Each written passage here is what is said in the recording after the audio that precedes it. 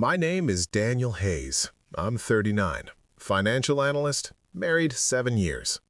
At exactly 3:07 p.m. on a Wednesday, I made a call that ended my marriage. I dialed my home phone like I had done hundreds of times before. No suspicion, no drama, just routine. It rang twice. Then a man answered. "Hello?" I froze. "Who is this?" he asked, irritated, like I had interrupted something. My throat went dry. "This is my house," I said slowly. Silence. Then, from the background, I heard her voice. "Who is it?" "My wife."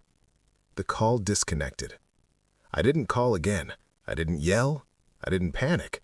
I just sat there in my office chair, staring at the screen.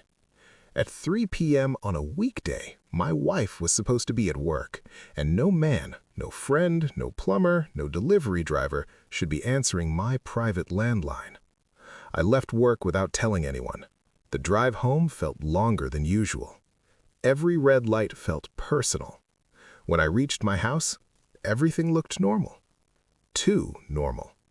Door locked, alarm armed, curtains drawn halfway. I unlocked the door and stepped inside. Silence. Then, footsteps upstairs. Heavy footsteps. Not hers. I moved quietly, slow, controlled. Our bedroom door was slightly open. The window was cracked, curtains moving gently in the wind. Her closet? Open. My stomach dropped. On the floor, a navy blue sock. Not mine. I didn't confront her. I didn't scream. I observed. Bathroom, 2 toothbrushes. Kitchen, 2 coffee cups. Bedroom nightstand, a charger that didn't belong to either of us. And in the guest room closet, a duffel bag. Men's clothes. Size 12 sneakers. I knew those shoes. I'd seen them at family barbecues. They belonged to my younger brother, Ethan. Something inside me didn't shatter. It solidified. I didn't cry. I didn't punch walls. I took photos. Every detail. The sock, the bag, the charger, the shoes. Then I quietly left. That evening I drove to Ethan's apartment. I still had a spare key from 2 years ago. I let myself in. The scent hit me first. My wife's perfume. Her scarf was on his dining chair. Laughter came from the bedroom.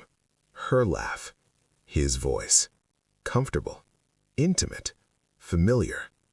I stood in the hallway, and in that moment I realized something painful. They weren't nervous. They weren't hiding. They were relaxed. That means this wasn't new. I walked out without making a sound. The next morning, both of them received envelopes. Inside, printed photos, timestamps, call logs, and a letter. This is not a confrontation.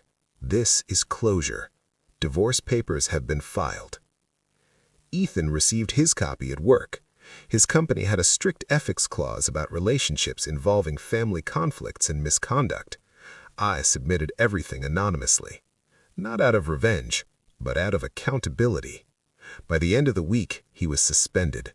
By the end of the month, he was gone. My wife called 27 times. I answered none. She left voicemails. "You're overreacting. It wasn't serious. It just happened." No. Affairs don't just happen. They are scheduled, planned, protected by lies. I sold the house, closed joint accounts, canceled shared subscriptions, moved into a small apartment downtown. First night alone, no perfume in the air, no tension in the silence. Just peace. The kind that hurts at first, but heals later. Months passed. I started running again, joined a climbing gym, picked up guitar. One night I laughed, genuinely laughed at a stupid movie, and that's when I knew I was healing. Not because they apologized, not because I forgave them, but because I stopped caring.